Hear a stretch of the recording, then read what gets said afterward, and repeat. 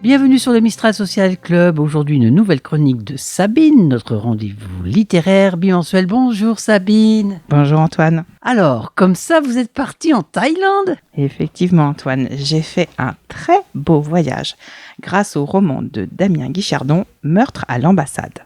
Sabine, vous n'avez pas bougé de votre fauteuil en fait ? Détrompez-vous.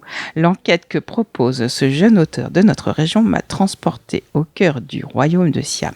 Un thriller avec une belle intrigue et au dépaysement garanti. Alors là, je suis très curieux d'en savoir plus. C'est l'histoire d'un employé de l'ambassade de France en Thaïlande qui se retrouve embarqué malgré lui dans une mission à haut risque après le meurtre d'un ressortissant français. L'enquête mêle mafia locale, espionnage et corruption. Il est question d'enjeux politiques, financiers et de relations diplomatiques. À cela, l'auteur nous livre de belles descriptions, une balade touristique et culturelle, pleine de senteurs, de couleurs. Le dépaysement est assuré. Oui Antoine, c'est un voyage exotique plein de rebondissements. Une fois commencé, on a du mal à lâcher le livre. On peut souligner que le roman est paru aux éditions Marathon, une jeune maison d'édition implantée à Marseille. Meurtre à l'ambassade de Damien Guichardon est disponible dans toutes les librairies. Sabine, on reste en Thaïlande avec l'interview de cette semaine. Vous avez rencontré Mireille Diderot à l'occasion de la sortie de son dernier roman.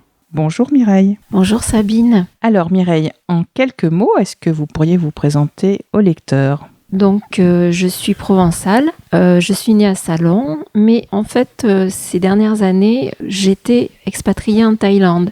Si je vous le dis, c'est parce que en fait j'ai écrit mon dernier roman, celui qui est sorti le 7 octobre, quand j'étais en Thaïlande, expatriée en Thaïlande, à Bangkok. Alors, ce dernier roman s'appelle « La fille qui ne voulait pas d'un prince charmant » et c'est vrai que dès la couverture, on peut deviner quelques écritures qui nous transportent en Thaïlande. Quelle est l'histoire de ce roman, Mireille ? En fait, c'est une histoire toute simple. C'est l'histoire d'une jeune fille de 17 ans qui s'appelle Nina. Son père était français, sa mère thaïlandaise, mais elle les a perdus. Elle est élevée à Bangkok par sa tante qui s'appelle Siriwan. En réalité, elle croit que sa mère est morte, mais on va voir qu'en fait, ce n'est pas comme ça que ça s'est passé. Elle va découvrir que sa mère est vivante. Cette découverte va la mettre dans une colère, une grande colère, parce que pourquoi une mère n'est pas présente, pourquoi une mère ne s'occupe pas de son enfant, pourquoi est-ce que c'est sa tante qui l'a élevée. Toutes ces questions surgissent et la font souffrir, et heureusement son ami Alex, qui est aussi son petit ami, son amoureux, va essayer de l'aider et va essayer justement de l'aider à comprendre pourquoi sa mère ne l'a pas élevée, pourquoi sa mère a disparu alors qu'elle est toujours vivante. Que s'est-il passé ? Il faut essayer de trouver la raison. C'est vraiment l'argument d'Alex. Ça sera pas facile en fait pour lui, mais je peux pas vous en raconter plus parce que après ça serait trop en dire, comme à propos du titre. Que signifie ce titre ? Ben là c'est pareil. Je ne peux pas vous expliquer la raison. En fait, la raison, vous allez la découvrir en lisant l'histoire, en lisant le livre. Si je vous explique pourquoi, j'en dirai trop. Voilà. Donc c'est un roman avec une intrigue, ou même peut-être plusieurs intrigues, qui va nous mener bien loin, donc jusqu'à Bangkok. Comme je le disais tout à l'heure, je l'ai écrit à Bangkok, donc vraiment dans l'atmosphère de Bangkok, que je connais quand même bien maintenant, puisque j'y ai vécu 6 ans. D'ailleurs, ce qu'on voit sur la couverture est très réussi, je trouve, parce que justement, vous avez du thaïlandais. C'est très réaliste avec la vie de Bangkok le soir, parce que là, c'est plutôt la nuit qui est représentée, les grands immeubles, des gratte-ciel dont on voit les lumières derrière. Oui, pour ça, je félicite l'éditeur. Alors, c'est un roman qui est paru chez Oscar Éditeur. C'est une première collaboration pour vous. Est-ce qu'il y en aura d'autres ? Alors oui, les éditions Oscar, tout à fait, oui. C'est la première fois, mais un autre roman est prévu. Normalement, il doit sortir en 2022. Il s'appellera Charlotte au poème. Il s'adresse là à des enfants plus jeunes, c'est-à-dire vraiment autour de 10 ans. C'est un peu tout nouveau pour moi, ça, parce que jusqu'à présent, j'écrivais plutôt pour des ados. Les ados et les adultes. Et ça m'a bien plu. Donc La fille qui ne voulait pas d'un prince charmant, c'est destiné plutôt aux ados adultes? Ça s'adresse aux ados, oui, à partir de 14 ans, 14-15 ans, et ensuite vraiment pour tout le monde. Est-ce que vous avez d'autres projets d'écriture, Mireille? Oui, bien sûr. En jeunesse, mais aussi et surtout dans la littérature, le roman adulte. J'ai un livre qui est terminé. Je pense bientôt le proposer à un éditeur de mon choix, enfin un éditeur que j'aime beaucoup. Pour l'instant, je ne dis pas lequel. Et on verra s'il accepte mon roman. Et s'il accepte, je vous le dirai. Merci beaucoup Mireille pour toutes ces précisions sur votre dernier roman, La fille qui ne voulait pas d'un prince charmant, qui est disponible dans toutes les librairies. Et il y aura donc très bientôt, je ne manquerai pas de vous en parler, des rencontres avec Mireille et ses lecteurs. Merci beaucoup Mireille. Merci à vous Sabine.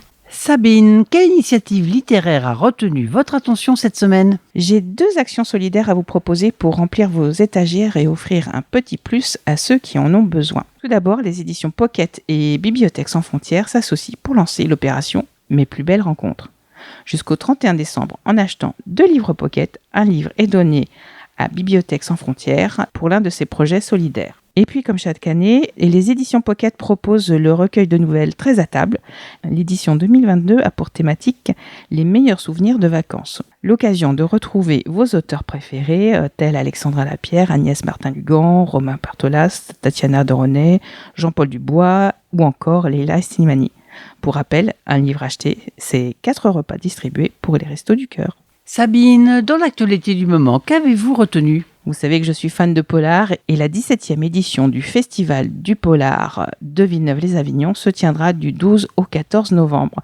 Au programme, rencontres, dédicaces et ateliers thématiques au cœur de la Chartreuse. Pour les fans de polar, seront présents Barbara Abel, William Boyle, l'incontournable Michel Bussy, Paul Colise et son complice Laurent Guillaume, Hervé Lecor, Marin Ledin, François Médeline ou encore Benoît Philippon. Les pépites de la librairie Marianne de la librairie Le Grenier d'Abondance nous confie les points forts et les coups de cœur du moment. Bonjour Marianne. Bonjour Antoine. Aujourd'hui, je vais vous parler d'un roman très surprenant. Il s'agit du Petit Dernier de Bérengère Cournut. Élise sur les chemins, toujours aux éditions Tribode. Alors Bérengère Cournut, on la connaît bien, surtout avec son dernier roman. Le précédent s'appelait De Pierre et d'Os et a eu le prix Fnac. C'était un roman passionnant, très bien écrit et moi je m'étais régalée. Donc, je m'engage sur cette nouvelle lecture, Élise sur les chemins, et je découvre un roman complètement différent, un roman-poème, tout écrit en vers, une sorte de conte, mais aussi fantastique, et qui a en plus une magnifique couverture. On va suivre Élise, le personnage principal, qui est une petite fille curieuse, qui vit dans la nature avec sa grande famille. Ils sont tous reculés, loin de la civilisation, et puis elle va partir à la recherche de son frère aîné, et là, elle va s'engager dans un vrai périple. Voilà, c'est un roman qui peut dérouter au début de la lecture et puis qui après nous envoûte au fil des pages et du récit. À découvrir sans modération. Et puis nous allons accueillir Pascal Demeur, un auteur jeunesse, mais pas que, mais en tout cas là il va revenir le 6 novembre, samedi 6 de l'après-midi, a priori de 15h à 18h, pour nous présenter une nouvelle aventure de Bob et Rafi. Voilà, et nous sommes ravis de le recevoir à nouveau dans notre librairie. J'espère que vous aurez envie de venir le voir. C'est tout pour aujourd'hui. On se retrouve dans 2 semaines pour une nouvelle émission. Vous pouvez retrouver la chronique de Sabine sur le réseau Fréquence Mistral et en replay sur Mistral Social Club. Bonne semaine à tous.